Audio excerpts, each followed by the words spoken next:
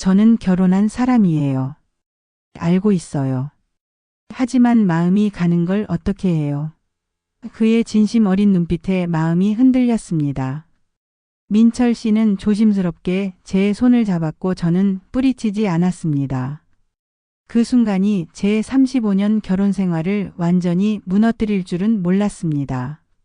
사랑이라고 믿었던 몇 달간의 불륜이 어떻게 모든 것을 앗아갔는지 59세에 혼자가 된 저의 이야기를 들려드리겠습니다. 안녕하세요. 제 이름은 박은수. 올해로 59세가 되었습니다. 33년간 중학교 국어교사로 일하다 3년 전 은퇴했습니다. 남편은 저보다 4살 많고 시청 공무원으로 일하다 4년 전 정년퇴직했습니다. 우리는 결혼한 지 35년이 넘은 부부입니다. 은퇴 후 처음에는 좋았습니다. 평생 아이들 가르치느라 시간에 쫓기며 살았는데 이제 여유롭게 살 수 있다는 생각에 행복했습니다. 남편과 함께 여행도 다니고 취미생활도 하며 즐겁게 지낼 수 있으리라 생각했습니다. 하지만 현실은 달랐습니다. 남편은 은퇴 후 거의 집에만 있었습니다. TV 보거나 스마트폰만 들여다보며 하루를 보냈습니다. 가끔 바둑을 둔다고 나가는 것 외에는 별다른 활동이 없었습니다.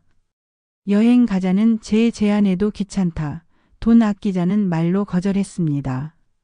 여보, 우리 속초 한번 다녀올까? 요즘 펜션이 저렴하대. 아이고 귀찮아. 차로 가서 뭐해? 여기서도 충분히 쉴 수 있잖아. 하지만 계속 집에만 있으면 답답하잖아. 당신이나 나가. 이런 대화가 반복되었습니다. 처음에는 그냥 쉬고 싶은가 보다 했는데 시간이 지나도 변함이 없었습니다. 아침에 일어나면 TV 앞에 앉아 있고 저녁에 자기 전까지 같은 자리에서 움직이지 않았습니다. 식사 시간에도 대화가 거의 없었습니다. 오늘 날씨 정말 좋네. 옆집 이씨 부부는 요즘 등산 다닌대. 우리도 가볼까? 당신이 나가. 난 힘들어서 못 가. 점점 답답함이 밀려왔습니다. 이렇게 무의미하게 나이 들어가는 것이 두려웠습니다. 무언가 새로운 활력이 필요했습니다. 할 일이 없어 집안일에 더 매진했지만 그것만으로는 채워지지 않는 공허함이 있었습니다. 독서 모임에 가입해볼까도 생각했지만 오랜 시간 아이들을 가르치며 책을 많이 읽어서인지 새로운 자극이 되지 않았습니다.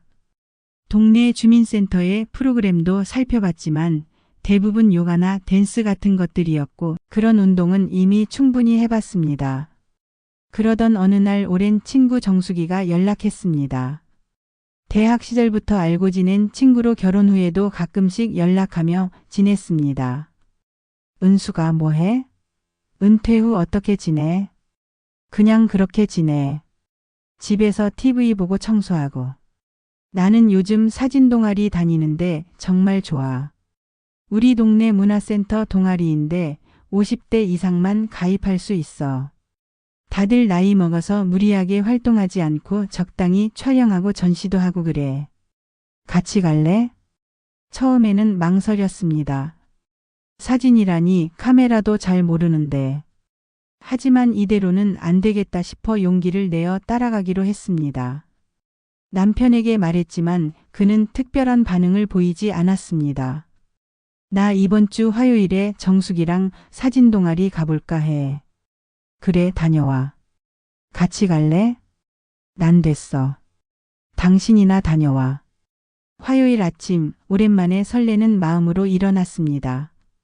깔끔한 옷을 꺼내 입고 오래된 가방도 찾았습니다.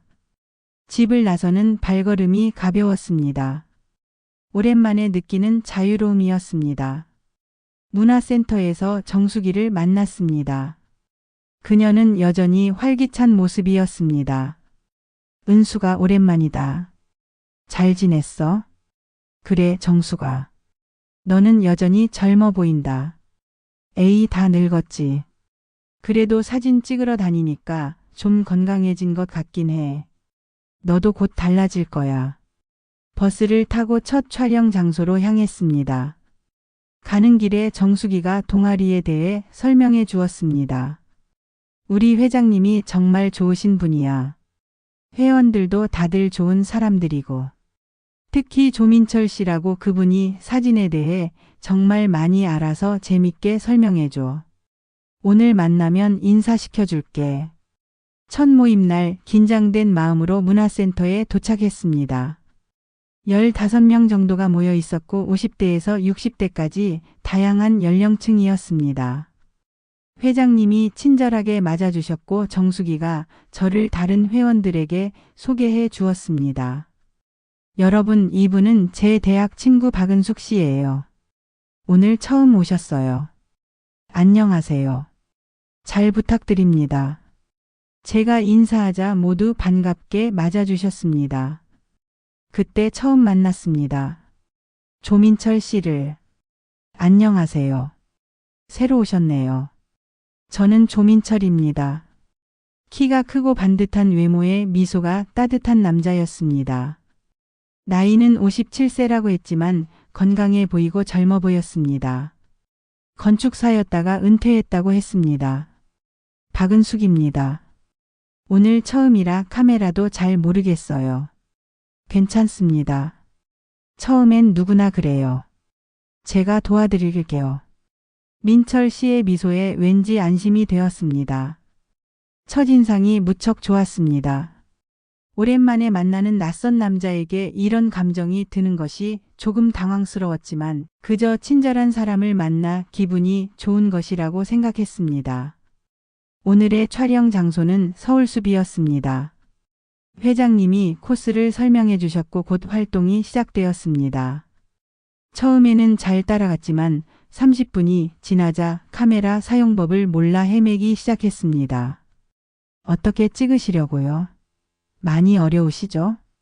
뒤에서 민철 씨의 목소리가 들렸습니다. 그는 친절하게 카메라 사용법을 알려주었습니다. 이 버튼을 누르시고 이렇게 하시면 돼요. 그의 세심한 가르침 덕분에 끝까지 촬영을 마칠 수 있었습니다. 활동 후 다 함께 한식사 자리에서 민철 씨는 제 옆자리에 앉았습니다. 고생 많으셨어요. 처음 치고는 정말 잘하셨어요. 감사합니다. 민철 씨 덕분에 잘할 수 있었어요. 다음에는 더 쉬우실 거예요. 처음이 가장 어려우니까요. 민철 씨는 다정하게 말을 걸어왔고 대화가 잘 통했습니다. 그는 저에 대해 여러 가지를 물어봤습니다. 은숙 씨는 어떤 일을 하셨어요? 저는 중학교 국어교사였어요. 3년 전에 은퇴했습니다. 선생님이셨다고요? 대단하십니다. 아이들 가르치는 일이 쉽지 않았을 텐데. 네, 힘들기도 했지만 보람 있었어요. 민철 씨는 어떤 일을 하셨어요? 저는 건축사였습니다. 건물 설계하는 일이 많아서 재미있었죠. 민철 씨의 이야기는 흥미로웠습니다. 여러 건물을 설계한 경험, 다양한 건축주들과의 만남.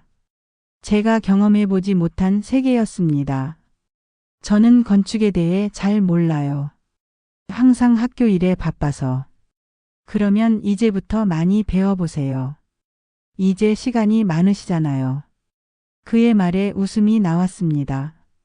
그렇게 생각해 본 적이 없었는데 맞는 말이었습니다. 집에 돌아와서도 민철 씨가 자꾸 생각났습니다. 오랜만에 새로운 사람과 대화하는 것이 즐거웠습니다. 남편은 제가 돌아왔을 때도 아침에 그대로 TV 앞에 앉아 있었습니다. 다녀왔어? 응, 잘 다녀왔어. 생각보다 재미있었어.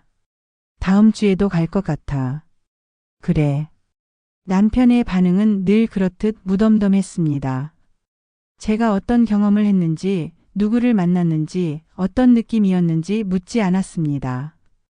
그저 자신의 일상을 계속할 뿐이었습니다. 저는 사진 동아리 활동을 계속했습니다. 매주 화요일이 기다려졌습니다. 집을 벗어나 새로운 장소에서 사진을 찍는 시간이 너무 좋았습니다. 그리고 민철 씨와의 만남도 기대되었습니다. 사진 동아리에 다니기 시작한 지 한 달쯤 지났을 때 동아리에서 1박 2일 워크숍을 계획했습니다. 강원도로 가는 여행이었습니다. 처음에는 망설였습니다. 남편에게 어떻게 말해야 할지, 과연 같이 가도 될지. 하지만 민철 씨가 권했습니다. 꼭 같이 가세요. 강원도 단풍이 절경이거든요. 이번에 아니면 또 언제 볼 수 있겠어요? 그의 권유에 마음이 흔들렸습니다. 결국 남편에게 정숙이랑 여행 간다고 말하고 함께 가기로 했습니다. 남편은 이번에도 특별한 반응이 없었습니다. 그의 무관심이 섭섭하기도 했지만 한편으로는 안심이 되기도 했습니다. 여행 첫날 단체로 사진 촬영을 했습니다. 가을 단풍이 절정인 설악산은 정말 아름다웠습니다. 그날 저녁 숙소에서 회원들과 함께 식사를 하고 술자리가 이어졌습니다.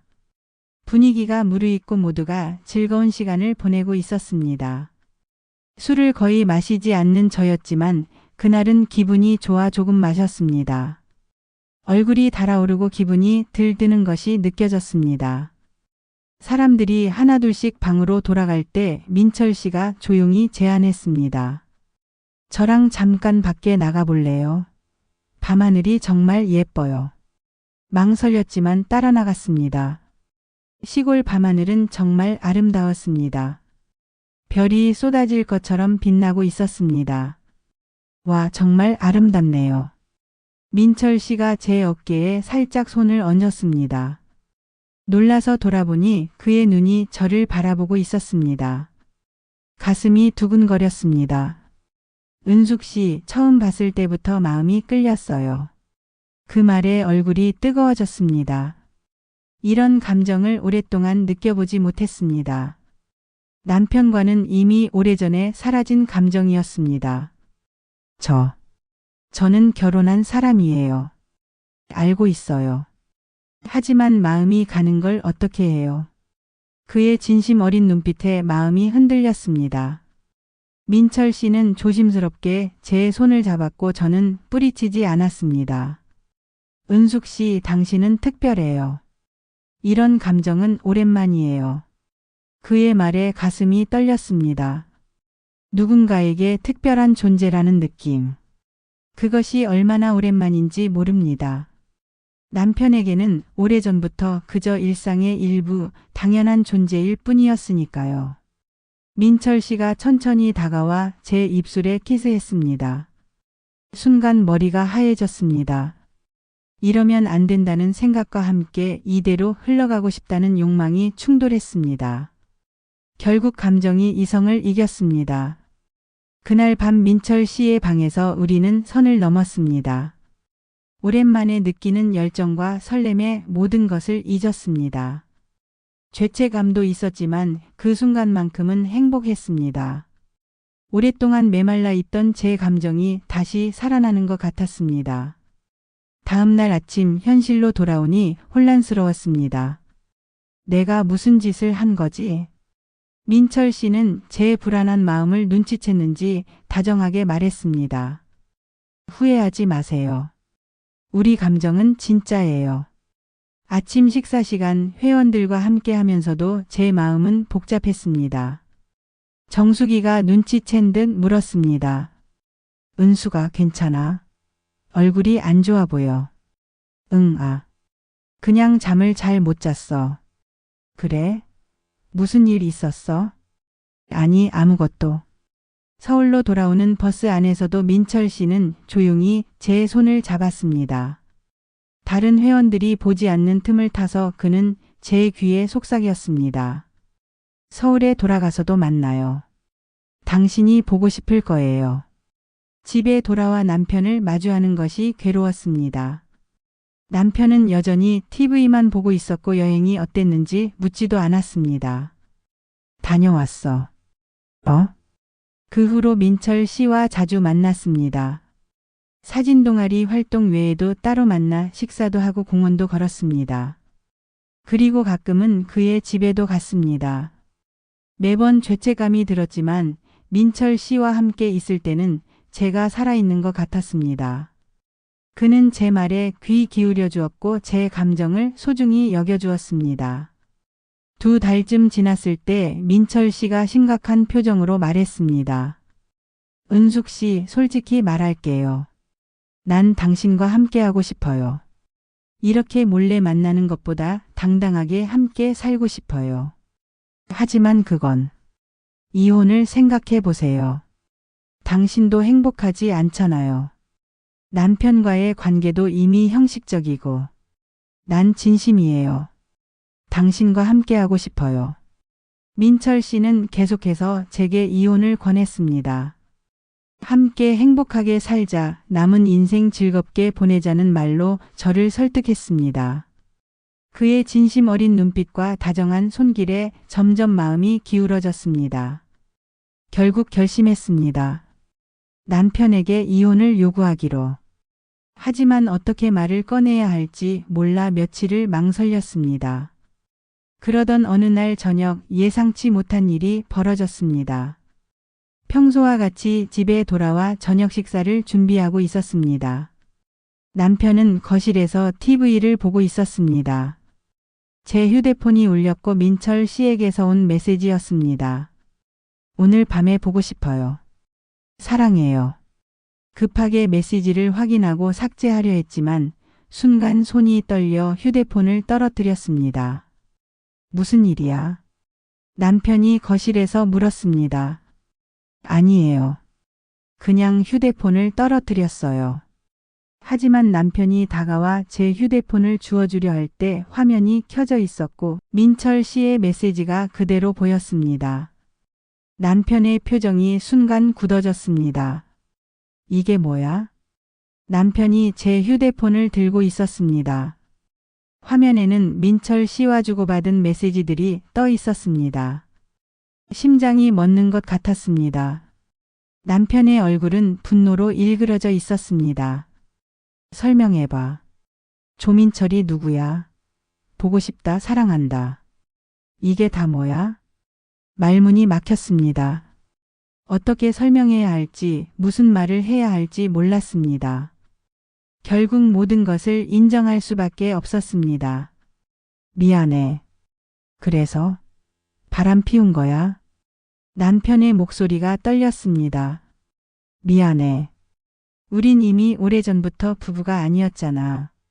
그저 같은 집에 사는 남이었을 뿐이야. 뭐? 내가 바람 피우고 나한테 책임을 전가해? 그날 밤 우리는 격렬하게 다퉜습니다. 35년 세월 동안 쌓였던 불만과 원망이 모두 터져 나왔습니다. 당장 이혼하자. 내가 원하는 대로. 하지만 이 집에서 나가. 지금 당장. 갑작스러운 선언에 당황했지만 한편으로는 이것이 운명이라고 생각했습니다. 이제 민철 씨와 새 출발을 할 수 있겠다는 생각에 슬픔보다는 설렘이 더 컸습니다. 그날 밤 몇 가지 필요한 물건만 가방에 챙겨 집을 나섰습니다. 민철 씨에게 전화를 걸었습니다. 민철 씨, 저예요. 남편이 모든 걸 알아버렸어요. 이혼하게 됐어요. 네? 어떡해요? 제 메시지를 봤어요. 지금 집에서 나왔는데 잠시 민철 씨 집에 가도 될까요?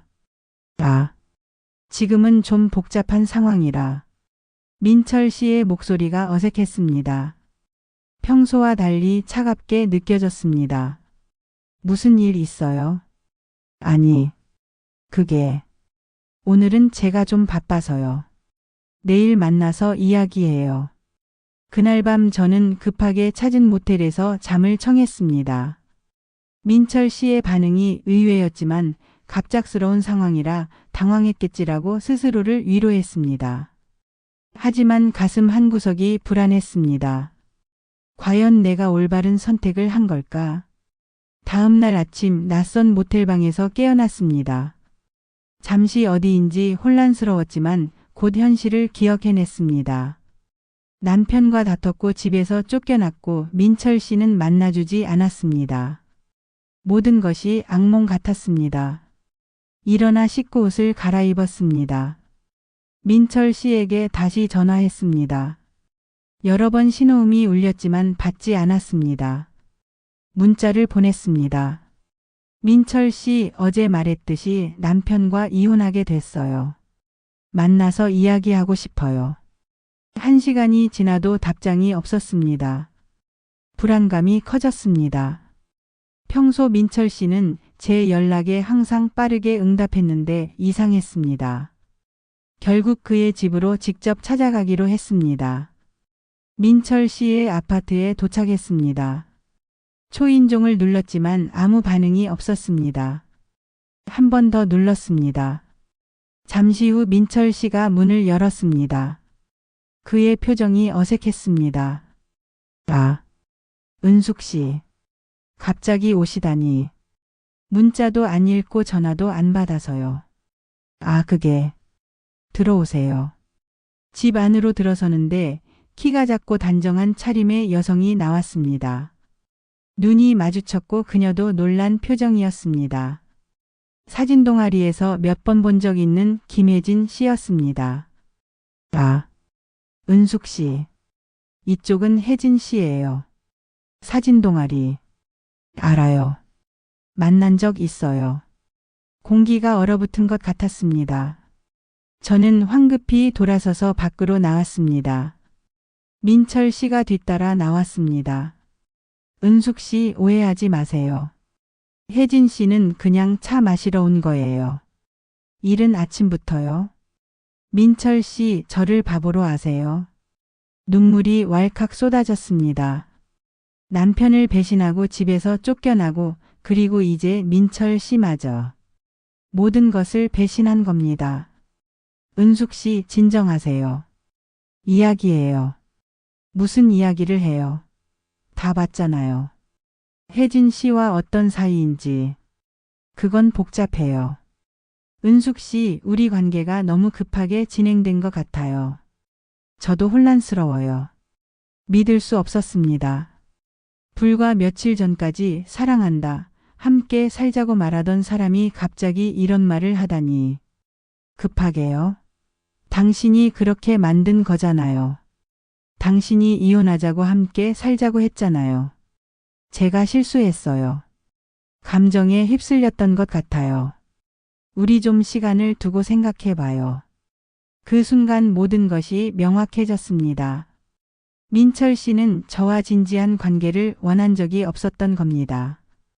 그저 일시적인 감정 혹은 육체적 관계만 원했던 것이었습니다. 당신, 처음부터 거짓말한 거예요. 내가 바보였네요. 민철 씨는 어떤 변명도 하지 않았습니다. 그저 미안하다는 말만 반복했습니다. 저는 그곳을 빠져나와 거리를 걸었습니다. 어디로 가야 할지, 무엇을 해야 할지 모르는 채로요. 결국 친구 정숙이에게 전화했습니다. 모든 이야기를 털어놓았습니다. 정숙이는 충격받은 목소리로 말했습니다. 은수가, 내가 민철 씨랑 그런 사이였어? 왜 말 안 했어? 말하기 힘들었어. 민철 씨. 사진 동아리에서 평판이 그렇게 좋지 않아. 여자 회원들에게 너무 다정하게 굴고 몇몇 사람들과 관계가 있었다는 소문도 있어. 그 말에 가슴이 무너졌습니다. 민철 씨가 저만을 특별하게 대한 게 아니었던 겁니다. 그의 단골 수법이었던 거죠. 왜 나한테 말해주지 않았어? 너희가 그런 사이인지 몰랐잖아. 그냥 친하게 지내는 줄만 알았어. 미안해, 은수가. 정숙이는 당분간 자기 집에서 지내라고 했습니다. 고맙게도 그녀는 비난하지 않고 위로해 주었습니다. 하지만 저 자신을 용서하기는 힘들었습니다. 어떻게 이런 어리석은 선택을 했는지, 어떻게 모든 것을 망쳐버렸는지. 정숙이 집에서 이틀을 지냈습니다. 그동안 남편에게 여러 번 전화했지만 받지 않았습니다. 문자도 읽지 않았습니다. 아들에게 전화해 보았지만 그도 차갑게 반응했습니다. 현실이 더욱 냉혹하게 다가왔습니다. 정말 이혼하게 되는 건가? 집으로 돌아갈 수 없는 건가? 남편을 다시 만날 수 없는 건가? 일주일이 지났습니다. 민철 씨에게서 연락이 왔습니다. 만나자고 했습니다. 정수기는 만나지 말라고 했지만 저는 마지막으로 명확한 대화를 나누고 싶었습니다. 카페에서 만났습니다. 민철 씨는 예전과 달리 어색한 표정이었습니다. 은숙 씨, 많이 생각해 봤어요. 정말 미안해요. 제가 경솔했어요. 민철 씨, 나를 사랑한단 말은 다 거짓이었어요. 그땐 그렇게 느꼈어요. 하지만 제가 감정적으로 불안정한 사람이에요. 한 사람에게 오래 정착하지 못하는 솔직한 고백처럼 들렸지만 이미 늦었습니다. 저는 모든 것을 잃었습니다.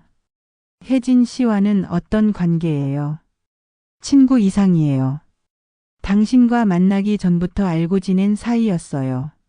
모든 게 명확해졌습니다. 민철 씨는 저와 혜진 씨, 어쩌면 더 많은 여성들과 동시에 관계를 맺고 있었던 겁니다. 알겠어요. 이제 모든 게 끝났네요. 다시는 연락하지 마세요. 카페를 나오면서 생각했습니다. 이제 어떻게 해야 할까? 집으로 돌아갈 수도 없고 민철 씨에게 의지할 수도 없습니다. 모든 것이 제 잘못이었습니다. 정숙이 집에 더 머물 수는 없었습니다. 그녀에게도 가족이 있고 생활이 있으니까요. 결국 작은 원룸을 급하게 구해 이사했습니다. 보증금은 제가 모아둔 적금 일부로 겨우 마련했습니다. 원룸으로 이사한 지 일주일쯤 지났을 때 변호사로부터 연락이 왔습니다. 남편이 이혼 절차를 진행 중이라고 했습니다. 재산 분할 문제로 만나자고 했습니다. 처음에는 거부하고 싶었습니다. 하지만 현실을 직시해야 했습니다. 변호사 사무실에서 기섭을 2달 만에 다시 만났습니다. 그는 많이 야위어 있었습니다. 눈에 생기가 없었습니다. 제 마음이 아팠습니다. 제가 이 사람에게 얼마나 큰 상처를 주었는지 실감했습니다. 은숙 씨, 재산 분할에 대해 이야기해 봅시다. 변호사가 말했습니다. 남편은 저를 쳐다보지도 않았습니다. 필요 없어요. 제가 잘못했으니 아무것도 원하지 않아요. 하지만 법적으로 권리가 있습니다. 괜찮아요. 정말 괜찮아요. 기섭을 바라보았습니다. 그의 눈에는 분노와 상처가 가득했습니다.